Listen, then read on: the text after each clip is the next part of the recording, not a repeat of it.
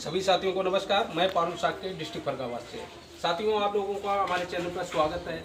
और आज मैं मौजूद हूँ डिस्ट्रिक्ट फरगाबाद में। ग्राम सभा पड़ती है याकूतगंज में कल कुछ ऐसी घटना घटी जिसको जो है पूरे शहर को झकझोर कर रख दिया, सोचने पर मजबूर कर दिया।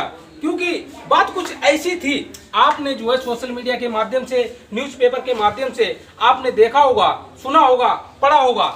वहीं पर आज मैं मौजूद हूं ग्राम सभा याकूतगंज में, क्योंकि कल कुछ ऐसी घटना घटी जिसको सोचने पर काफी लोग मजबूर हो गए। क्योंकि बात यह थी कि एक पिता ने पहले जो है क्या किया, अपने बच्ची को गोली मारी, उसके बाद खुद गोली मार ली। और जो है सोचने वाली ये बात है, आखिर क्या बात हुई थी, क्या बात नहीं हुई थी, मैं तो नहीं बता सकता। मैं आज उनके घर पे ही मौजूद हूं और उनके जो है घर के सदस्य लोग यहाँ पर हैं। मैं उनसे बात करने का प्रयास करूंगा और पूरी बात जानने का प्रयास करूंगा कि आखिर ऐसी क्या बात हुई कि जो है अपनी बच्ची को भी गोली मार दी और उसके बाद अपने भी गोली मार ली। क्या बात हुई थी मैं तो नहीं बता सकता हूं, लेकिन बहुत ही दुखद घटना है, बहुत ही दुखद घटना है। और अंदर चलते हैं, बात करने का प्रयास करते हैं। साथियों, मैं ये न्यूज़ दिखाने का प्रयास मेरा ये नहीं था कि मुझे टीआरपी मिले। मेरा पूरा मकसद ये है, जो भी बात थी, क्या बात थी, क्या नहीं बात थी, मैं जानने का प्रयास करूंगा और आप लोगों के पास बात पहुंचाने का प्रयास करूंगा कि आखिर ऐसी क्या बात थी जो इतनी बड़ी घटना घट गई हमारे याकूतगंज में। आइए चलते हैं, बात करने का प्रयास करते हैं। और यहाँ पर जो है उनके सदस्य, घर के सदस्य लोग बैठे हुए हैं। भैया, आपका क्या नाम? रमेश चंद्र जी। तो मैं आपसे ये पूछना चाहता हूँ, जो मौजू नाम था, प्रमोद। तो जो है आप उनके भाई बड़े हैं रमेश चंद्र जी। मैं आपसे ये पूछना चाहता हूँ, कल ये कितने बजे की घटना है? ये लगभग 8:30 बजे 8:30 बजे की। ऐसी क्या बात हुई थी जो मतलब खुद गोली मार ली, उसके बाद अपनी बच्ची की भी गोली मार दी? ये थोड़ा उनके ऊपर कर्जा था साहब, और ये टेंशन में ज़्यादा थे, कर्जा वाली धमकी देते थे आए दिन, तो उसी टेंशन में उन्होंने ये सुसाइड करी है। किसका कर्जा था? ये वो हम तो नहीं जानते ना, हमने देखा शिवम वर्मा जो है। शिवम वर्मा कहाँ के हैं? फतेहगढ़ के हैं साहब। फतेहगढ़ के? हाँ, यहाँ गिन चौराहे पे सोनार की दुकान है इनकी। उसके बाद जो एक आफाक दूसरा आएगा, नहीं कौन सा, प्रमोद जी की पत्नी है यहाँ पर मौजूद। मैं उनसे बात करने का प्रयास करता हूँ। साथियों, मुझे माफी देना, इस समय मुझे बात करने का अधिकार तो नहीं है, लेकिन हम लोगों का काम है सच्चाई दिखाना और लोगों तक बात पहुंचाना। इसीलिए बहुत जरूरी है कि यहाँ की बात सभी लोगों के पास पहुंच जाए, और जो यहाँ पर नेतागण हैं, अधिकारीगण हैं, और जो भी यहाँ की जनता है, सभी लोगों के पास ये घटना की पूरी जानकारी पहुंचनी चाहिए। इसलिए मैं यहाँ पर आज मौजूद हूँ। उनकी पत्नी से बात करने का प्रयास करता हूँ। मैडम, आपका क्या नाम है? आप आराम से बोलिए, आप पूरी बात बताइए, जिससे कि आपकी पूरी बात लोग सुन सके। आपका क्या नाम है? नाम मिजलेश जी। मैं आपसे ये पूछना चाहता हूँ कि ऐसी क्या घटना घटी कि इतनी बड़ी घटना घटी? हमारे साथ खाना में हम तुम नहाने 9 बज गए और बच्ची को स्कूल के लिए नहीं जाने दिया। तो इन्हें लगे कि तुम्हें घुमाने ले जाएंगे, तो उसने बिस्तर रख के अपनी पढ़ाई करने लगी और हम नीचे चले आए। हम नहाने चले आए, इतनी में पता नहीं कौन सी बात गूंज उनके एक आफाक नाम का आदमी था, उसने सचियारी में काम किया था, मेरे दाना भर लिया। एक डालने 1.5 लाख का होगा। उसके बाद में मेरे ऊपर 5 लाख का तोहफा भी लगा दिया। किसने 5 लाख रुपए ले लिए। आपके पति क्या काम करते थे? मेरे पति कुछ मिठाई की दुकान पे काम करते थे, सचियारी में काम किया था मिर्गामा। ये आफाक कौन है, कहाँ के हैं? मिर्गामा के रहने वाले। मिर्गामा कहाँ पड़ता है जी? ये गुरसाईगंज में ही पड़ता है मिर्गामा। अच्छा। उसने तब से 5 लाख का तोहफा लगा मेरे ऊपर, जबकि ऐसा कुछ भी नहीं था। और मतलब आफाक क्या कह रहे थे? 5 लाख रुपए कर्जा है? हाँ, इनके मेरे ऊपर है, लेकिन हमारे ऊपर ऐसा कुछ नहीं था। देखते रहते थे, आए दिन हमें भी परेशान करते थे, हमसे भी फोन किया करते थे घंटों। आफाक आपके पास फोन किया करते थे? मतलब क्या कहते थे? ये कहते थे रुपए कब दोगी, रुपए कब दोगी। हमने आपको पता नहीं, आपने चोरी करवा दी है मेरे आदमी के पीछे पे, गुंडे लगवा दिए। नहीं, पहले ऐसी कोई घटना घटी क्या उन्होंने धमकी वगैरह दी थी क्या? धमकी भी दी थी और एक टाफी खिला दी उन्हें नशीली। वे पहुंच गए थे गुरसाईगंज। कब की बात है ये? ये करीबन एक महीना सवा महीना हो गया। अच्छा, मतलब नशीली टाफी खिला दी थी। हाँ, और 5 लाख रुपए लूट लिया, थोपा भी लगा दिया कि इन्होंने धर लिए रुपए, मेरे चोरी कर लिए रुपए और हमारा सामान भी धर। और एक बात मैडम, एक बात और सुनने में आ रही है कि फरकाबाद का कोई ये जो है कर्जा था उसके ऊपर वो भी धमकी दे रहा था। उसने हमारे 1 लाख रुपए इन्होंने लिया था, उसका 10% का ब्याज लेते थे ये हमसे 1 साल तक की। उनका नाम क्या है? शिवम वर्मा। शिवम वर्मा। हाँ, वो भी हमें परेशान किया करते थे। कभी कदार उनसे भी हमारी बात हुई थी, हमने आप कम की रकम ले लो, लेकिन हमें इतना परेशान मत कियो। उन्होंने 7 लाख रुपए 8 लाख रुपए बताए। एक दिन हमारे घर पे कन्नौज पहुंच गए 10 गाड़ी लेके, हमें वहाँ भी जलील किया। कन्नौज आपका मैका क्या? हाँ, कन्नौज में मैं कर रहा। मतलब कौन पहुंचा कन्नौज? ये शिवम वर्मा। शिवम वर्मा थे, अकेले थे या और भी कोई? 8-10 गाड़ियाँ लेके कम से कम 25-30 लोगों के साथ में पहुंच गए। ये कम से कम 1 साल 1.5 साल पुरानी घटना है। तब इसने मेरे ऊपर केस भी कर दिया। शिवम वर्मा ने? हाँ, केस कर दिया झूठा कि ये हमें मारने की धमकी दे, जबकि ये हमें मारने की धमकी देता रहता था। शिवम वर्मा? शिवम वर्मा। अच्छा, उसके बाद आपने पुलिस कंप्लेंट नहीं की थी क्या? उसके बाद उसने मेरे ऊपर मुकदमा लगा दिया।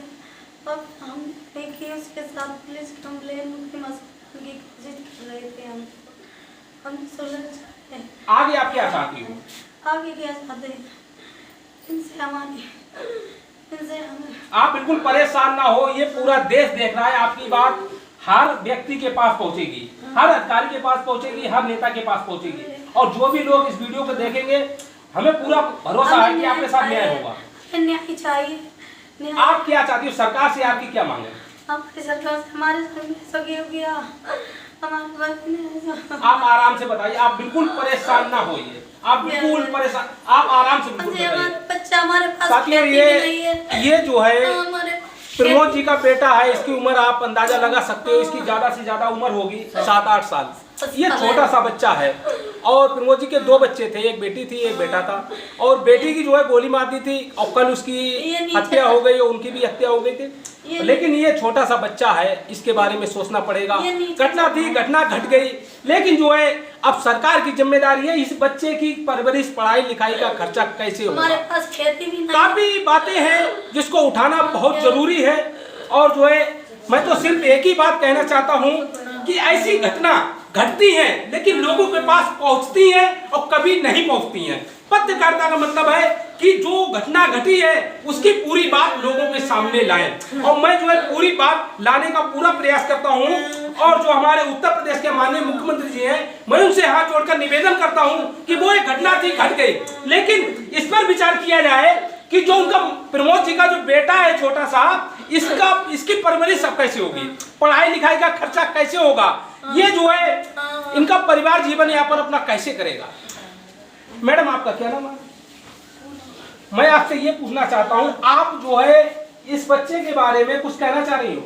ये कहना चाह रहे हैं इसलिए जैसे कि अब तो कुछ है ही नहीं उसके पास। जी, तो उसके लिए कुछ किया जाए। तो आप उत्तर प्रदेश के माननीय योगी जी मुख्यमंत्री हैं, कुछ मांग है आपकी? अब मांग तो अब वो सोचे, मतलब क्या कर सकते हैं उसके लिए। नहीं, सोचना भी चाहिए, बिल्कुल सोचना चाहिए। हमारे उत्तर प्रदेश के माननीय मुख्यमंत्री जी, सोचना चाहिए आपको इस बच्चे के बारे में, बहुत जरूरी है। और मैं वहां पर जाने का प्रयास करता हूँ जहाँ पर घटना घटी थी। मैं एक व्यक्ति से कहूँगा आप मुझे वहां तक ले चले जहाँ पर घटना घटी। साथियों, वही करते हैं जहाँ पर जो घटना घटी, जहाँ पर जो प्रमोद जी ने अपने पहले गोली मारी, उसके बाद जो है अपनी बेटी के भी गोली मार दी। पहले जो है बेटी की गोली मारी, पहले बेटी की गोली मारी, उसके बाद अपने भी गोली मार ली। मैं वहीं पर जाने का प्रयास करता हूँ, उसी कमरे में जाने का प्रयास करता हूँ। आप जीना की तरफ अगर नजर डालेंगे तो आपको देखने को मिलेगा कि यहाँ पर हर पैगरिया के ऊपर आपको खून नजर आएगा। और ये जो है खून आए हो, यहाँ से बॉडी लाई गई होगी, तभी जो है ब्लड जो है आपको दिख रहा है। यहाँ पर ये वही कमरा है साथियों, जहाँ पर जो है इतनी बड़ी घटना घटी, जिसको जो है पूरा शहर सदमे में पड़ गया। आप साथियों देख सकते हो यहाँ पर जो ब्लड पड़ा है, इसी कमरे में घटना घटी थी। इसी कमरे की बात है।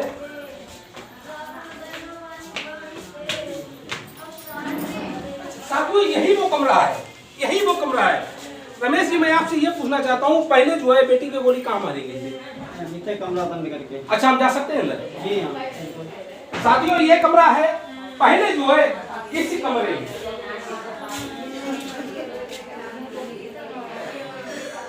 पहले यहाँ पर बेटी गोली मोबाइल देख रही थी। क्या हुआ था? मोबाइल देख रही थी बेटी, और ये आए, इन्होंने तमंचा निकाला, उसका मुंह बंद करके सीधे गोली मारती बेटी के अपने।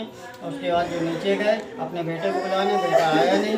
उसके बाद जो ऊपर चढ़ के आए, बाहर वाले कमरे में जो है इन्होंने अपने आप सुसाइड कर लिया। मतलब यहाँ पर पहले बेटी गोली मारी, उसके बाद यहाँ से निकले और यहाँ पर अपनी गोली मारी, ऐसी बात थी ना? जी हाँ।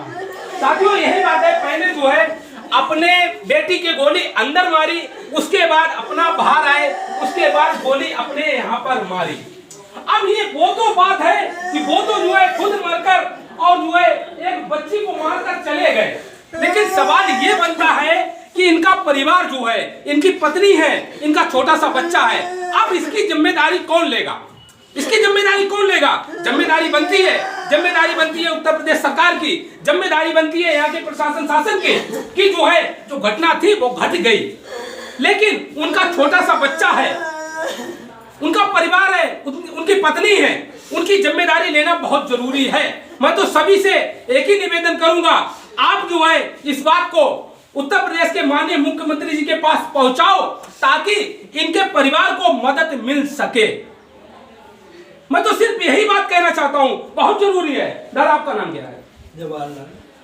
दादा मैं आपसे एक बात पूछना चाहता हूं, जो घटना थी वो तो घट गई, लेकिन अब उनका छोटा सा बच्चा है, अब उनका कोई सहारा तो है नहीं, अब उस परवरिश का खर्चा कैसे वो उठाएंगे? तो थोड़ा सा सरकार को मदद करनी चाहिए।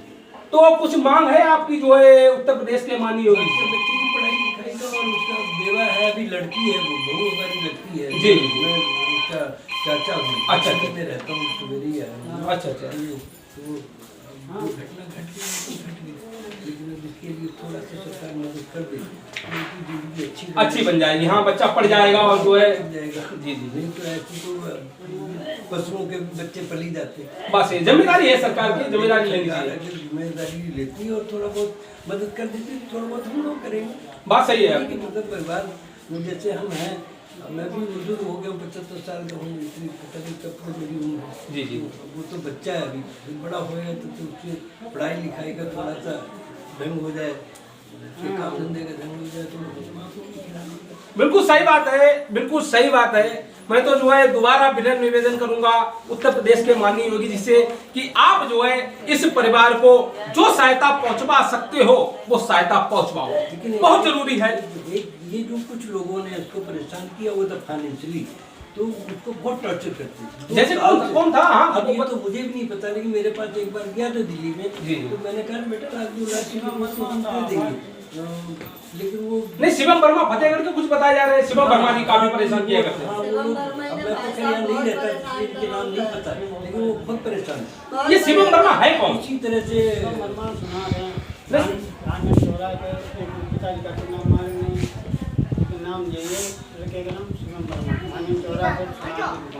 तो आपने पुलिस कंप्लेंट में जो है उसका नाम लिखवाया गया? तो पुलिस प्रशासन से कहाँ तक कार्रवाई आगे बढ़ी है, कुछ जानकारी मिली है? जानकारी नहीं है मुझे, कोई तो आप कार्रवाई आगे चाहते हो क्या कि शिवम वर्मा के ऊपर कार्रवाई होनी चाहिए? दादा आप कौन हो? हम पिताजी। अच्छा। वो शिवम वर्मा के पैसे हैं जी। तो ये प्रमोद हमारे लड़का ससुराल में चले गए थे थोड़े, तो वो यहाँ आते थे, पुलिस मऊ दरवाजे थाने की हमारे बच्चा लोगों को ले जाती थी उठा के। मऊ दरवाजा की पुलिस? हाँ मऊ दरवाजा की पुलिस। अच्छा। एक बार फिर दोबारा फिर आई, फिर उठा ले गए। फिर हमने वकील साहब को बुलवाओ, हमने ये तो बार आओ पुलिस यहाँ काट ना है, चौकी कुतवाली में ढूंढ के तो मऊ दरवाजे रख कर जा, लोग काट कहाँ की पकड़ ले गए पुलिस कहाँ। अब हम परेशान हो जाते, तो धीरे धीरे मालूम पड़ी मऊ दरवाजा की है। लेकिन अगर बात करें तो अगर पुलिस अगर आएगी किसी हल्के में तो उसी हल्के की पुलिस आएगी ना। याकूतगंज में हल्का पड़ता है, वकील लोग जो जानते हैं। थाना है याकूतगंज का, उसी की पुलिस आएगी। लेकिन मऊ दरवाजा थाने की पुलिस यहाँ आने का कोई भी कारण नहीं बनता। वो वकील ने कहा था उससे कि आप इतने हड़काए रहे कि हम तुम्हारे घर के सब औरतों को ले जाएंगे पकड़ के, और बिना किसी लाए आदमी को बुलाए कि नहीं लाते। ये कब की बात है? एक साल एक साल हाँ, हो आई है, 18 एक साल नहीं भाई, पूरी 8 महीना 10 महीना भय है। इससे पहले हो 2 महीना बाद आए। तो शिवम वर्मा जी के ऊपर आप क्या कार्रवाई चाहते हो, आप ये बताइए। आपको परेशानी जैसे कर रहे हैं, वो कोई 24 के आदमी है साहब। अच्छा अच्छा। शिवम वर्मा है, गाड़ी खाने फतेहगढ़ में कहीं उस मकान है उसका, कुछ भी है, और कहीं भी हो गए वो अलग की बात। अच्छा अच्छा। हाँ साथियों, पूरी जो बात है शिवम वर्मा के ऊपर टिकी हुई है। यहाँ के लोग बताते हैं, इनके परिवार के लोग बताते हैं कि जो भी ये घटना घटी है, इन्होंने मजबूरी में आकर अपने गोली मारी, अपनी बच्ची को भी गोली मारी। ये पूरा जो है अंजाम शिवम वर्मा जी के ऊपर लगा रहे हैं। ये शिवम वर्मा फतेहगढ़ का बताया जा रहा है, ये सुनार है और ये जांच का विषय है। पुलिस प्रशासन जो है जांच करे इसको और तत्काल कार्रवाई करे ताकि आरोपी को इसकी सजा मिल सके। ऐसी बात है दादा। भाई साहब, कोतवाली पुलिस और फतेहगढ़ की पुलिस और याकूतगंज की चौकी पुलिस हैरान हो गई थी उससे शिवम वर्मा पे हमारे सामने की बात। तो कहने लगे तुम ऐसे कैसे चले आते किसी के घर पर, हमको सूचना नहीं देते। मैं बिल्कुल सही बात है। हाँ, हमको सूचना नहीं देते तो किसी घर पर क्यों चले जाते। वो कहता मेरा अधिकार है, हमें उसे बारूदी को पकड़ना है, ऐसे कह देते। अच्छा अच्छा। हाँ, तो हमने कि भैया जी गलत है, हमने एकदम डर के मारे वकील साहब को बुलवाओ। हमने वकील साहब हमारे घर से जब मनोज तुम्हें पकड़ ले जाता हम ढूंढते थे सब में। तो कहने लगे हमारा अधिकार है, तुम्हारे घर की सब औरतों को ले जाएंगे। वकील साहब आए, उठते ही फिर अपना मोबाइल खोले, कहने लगे दरोगा जी हमारा खुला मोबाइल, सब चीज़ तुम्हारी एक एक बात इसमें टच है और टच रखेंगे। तुम ये गलत सलत भावना कर रहे, किसी के घर में एकदम घुसना, किसी के घर में कोई सूचना नहीं। चौकी पुलिस सूचना देते, वो जाने गए तो हैं कि हम याकूतगंज जी जानते हैं जी।